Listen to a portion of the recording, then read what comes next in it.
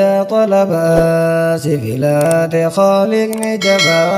بر أجبا جبس كبا كلام ربي جبا جبس كبا كلام ربي جبا ilmaan islaamaa nu baradha rabbiin ishiniin diinol nuuf qaba nu haa gargaaru rabbiin jabaan jabeessaa qaba kalaama rabbii jabaa jabeessaa qaba kalaama rabbii jabaa kadiin qabu amaara qaba kadiin qabne maaluma qaba bar hongaa'ee hongoo jabaa jabeessaa qaba kalaama rabbii jabaa jabeessaa qaba kalaama rabbii jabaa quuqaas jirtus isa quuba qaba isaan gaayannaan nasriin siidha qaba jabeessaa qaba kalaama rabbii jabaa jabeessaa qaba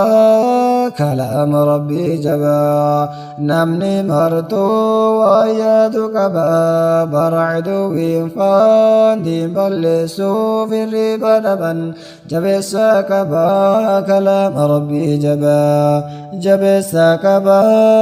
kalaama rabbii jabaa namni martuu waa yaadu qaba baracduwiin faandiin balleessuuf hirriba dhaban jabeessaa qaba kalaama rabbii jabaa diinii balleessuuf gariin hirriba dhaba diiniin hin baduu haaliqa qaba isa haa balleessu rabbiin jabaan jabeessaa qaba kalaama rabbii jabaa jabeessaa qaba kalaama rabbii jabaa wanti nu yaadnu eessaa haqa qaba yoo gubannellee isa harkanu qaba jabeessaa qaba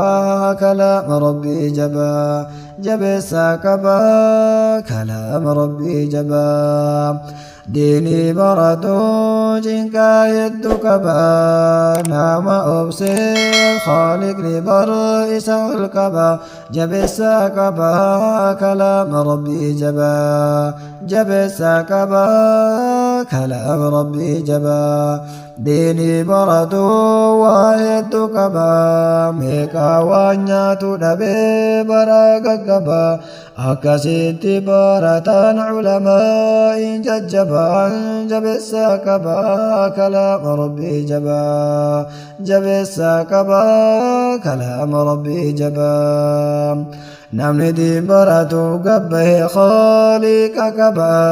sadarkaa xullaabni cilmii qaban bar ajaba akkana jechuun sadarkaa jaraa nabii nutti lallaban وعن أبي الدرداء رضي الله عنه قال سمعت رسول الله صلى الله عليه وسلم يقول من سلك طريقا يبتغي فيه علما سهل الله له طريقا إلى الجنة وإن الملائكة لتضع أجنحتها لطالب العلم رضا بما يصنع الحديث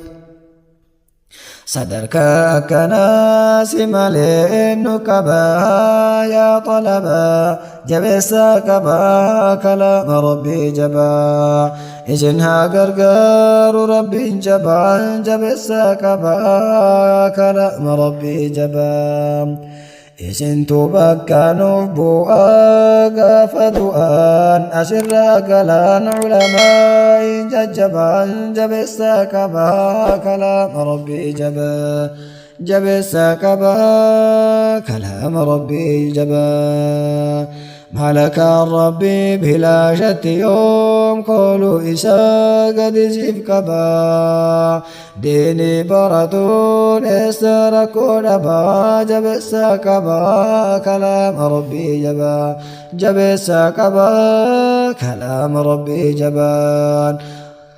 rakkoon sirratti wal geettus rabbiin qabda hirkoo jabaa jabeessaa qabaa kalaama rabbii jabaa jabeessaa qabaa kalaama rabbii jabaa والحمد لله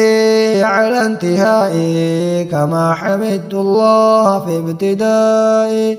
أسأله مغفرة الذنوب جميعها والستر للعيوب. ثم الصلاة والسلام أبدا تغشى الرسول المصطفى محمدا، ثم جميع صحبه والآله السادة الأئمة الأبدال، تدوم سرمدا بلا نفاد ما جرت الأقلام بالمداد. ثم الدعاء وصية القراء جميعهم من غير ما استثناء، أبياتها يسر بعد الجمل